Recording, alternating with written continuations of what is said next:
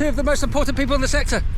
As much as your biscuit, you came in with your camera. Fantastic talk. Yes, indeed. Yeah. I don't know, of course you would have heard, a number of people were saying behind the scenes, we must do more. We must do more with Felix. Sure. It's something that we must really get involved with.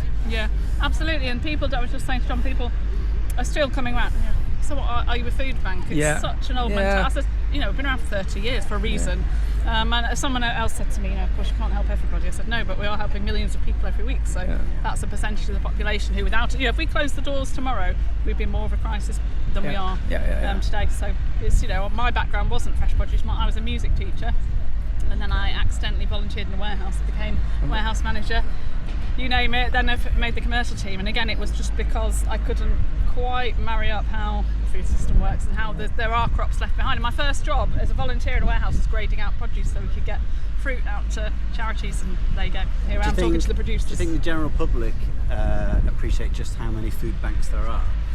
So I think more and more people now, because you've got those people, more people using it, like I said, and it's not quite as stereotyped as it used to be. People are less ashamed of saying, look, I need some support. So I think people know in their community. But do you think those who don't need to use a food bank realise how many there are? No, I don't think so. Or that it's not just food banks, there's so many charities doing their bit and, just supporting their community, because they're run by volunteers.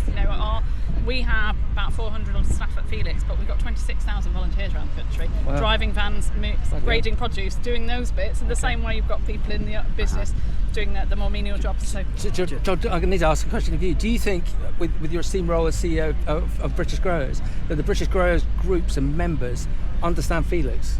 I think they, in the last 12 months, I think they understand it a lot more. Yep. And I think we've been working quite closely as British Growers Association with Fair Share Felix now to try and raise that awareness. So I think, I would say yes, they do. I know you'll know your stats of how much fresh produce has gone through your system. Absolutely. In the last 12 months compared to before. Yep. So I think, we've made some great strides forward, but there's still a lot to do. I was about to say, do we stop now? No. So how can we, this is John, me and 500 other people here, and everyone that we saw yesterday, we were talking about New Spitalfields Market, and everyone we're going to see at Groundswell tomorrow. How can we help you? How can we help Felix? So, obviously you can put people in touch with me, but it's an example, I use the example of harvesting in G's, because if someone else here from an organisation knows we work with, how powerful the relationship is with someone in their sector, that works really well. I spoke at British Peppers and Cucumbers one year. Abbey View Produce were very close to, so I said to Jill, can you just do me a couple of slides, can you do me a quote on how you work with us and the benefits to you as an organisation? Brilliant. She was the chair at the time, in the room, loads of response that I co-presented with Berry World at FruitNet Berry Congress. Those kind of bits where the partners also saying do it, and it's not just the charity pushing the message, are the most powerful things. So those again, keeping up these opportunities for us to talk and do our bit. It's a bit like Rob said, who would have thought we'd have had 450 people here today? Yes, it's mad. On salads.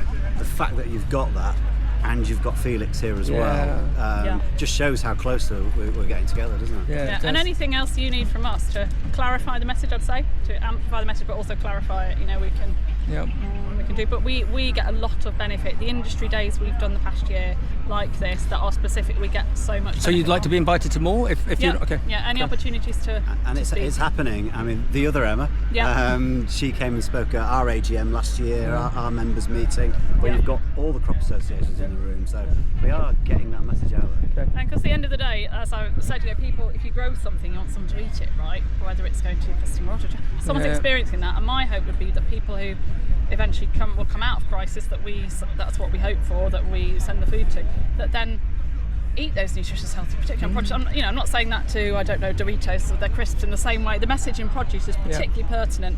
It's a time when people want to eat healthier. It's a time when, they want, better lives, but we need to provide better access to people who can't afford that. And no grower wants to plough anything back in. Yes, I spoke to G's there. I said, what about the lettuce with tip burn last week? They were like,